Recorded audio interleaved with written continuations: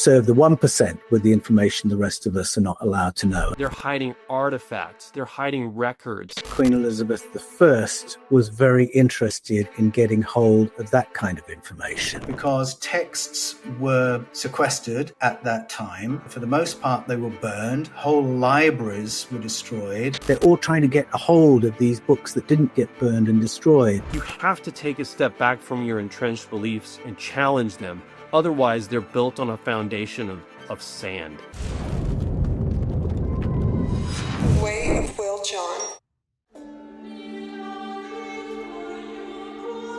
The Vatican is hiding a lot of stuff. They're hiding artifacts. They're hiding records. The reason that they do this is because the entire purpose of their organized religion was to maintain control of the empire at the time, and now the global empire. Because if people can think and imagine, I am already healed, I have no cancer, I'm fully healed. If we can do these things for ourselves, if we can connect to God and his power by ourselves, Lucas knows this, then what need do you have to go into a building, kneel down when they tell you to, stand up and sing when they tell you to, pay an offering when they tell you to, which, by the way, that money would be just as well spent on any charity. You have to take a step back from your entrenched beliefs and challenge them.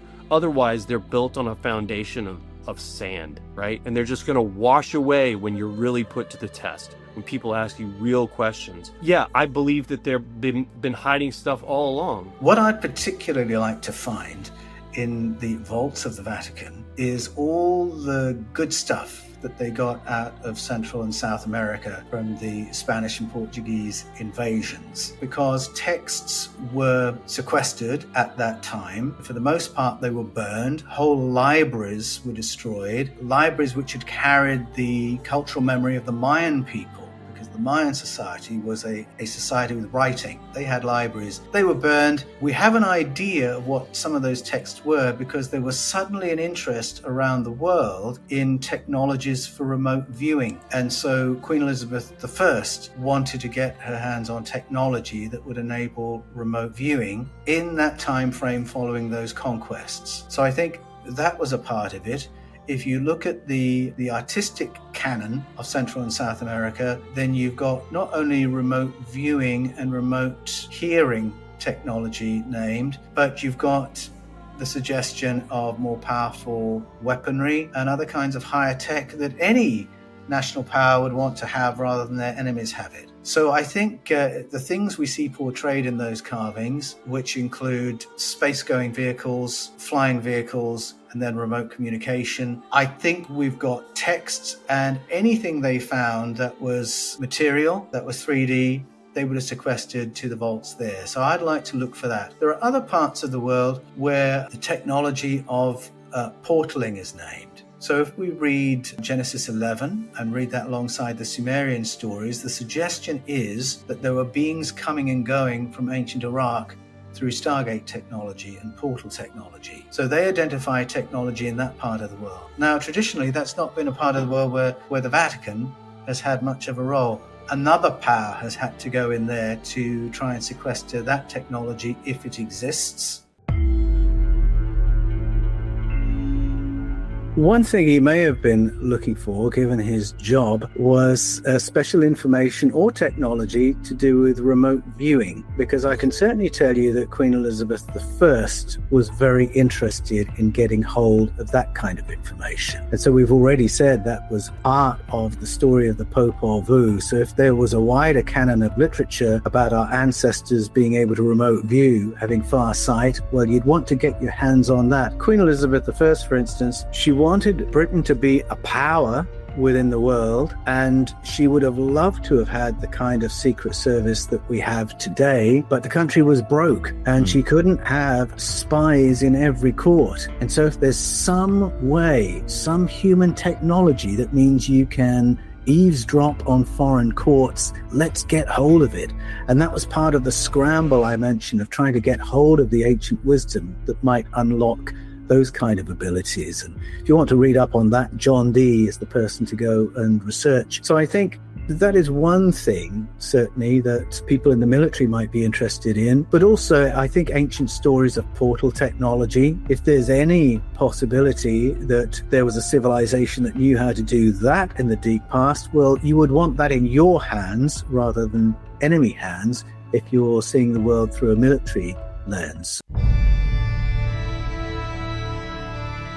If you go to Rome and visit the Vatican Museum, these beautiful places, you will see that the pine cone is very, very important to the architects of those places. Clearly, there's a body of knowledge being appealed to that hasn't been taught to you and hasn't been taught to me. The pine cone represents higher cognitive power, advanced wisdom. So is that not for us? And the short answer to that is no, it isn't. Because with the story of suppression of indigenous wisdom, what it really reveals is a separation of knowledge. Let's imagine that you're part of the Spanish invasion of Central and South America. You have been tasked to delete and replace the wisdom of the cultures that are there. Now, if you are a pope or a king or queen of Spain, you are going to be in a privileged position because any copies of books that seem valuable that weren't burned are going to make their way into your libraries. And so after the massive book burning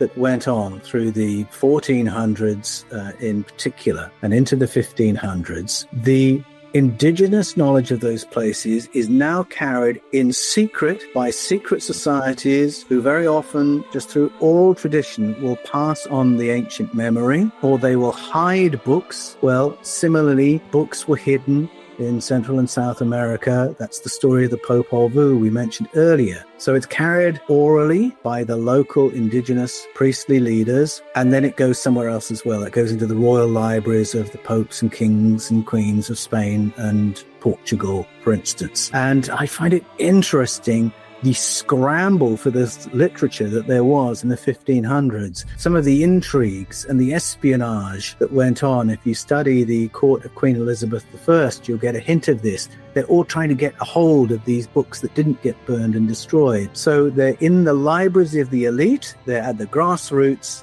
and then most of us don't know anything about these traditions. And so secret societies have played an important role through the ages. Sometimes it's the curation of that special knowledge so that when it's safe to do so, it can be shared with the people again. And then there are the secret societies serve the 1% with the information the rest of us are not allowed to know. And I think the pine cone and its use by the designers and the architects of the Vatican City, that's a very good QED.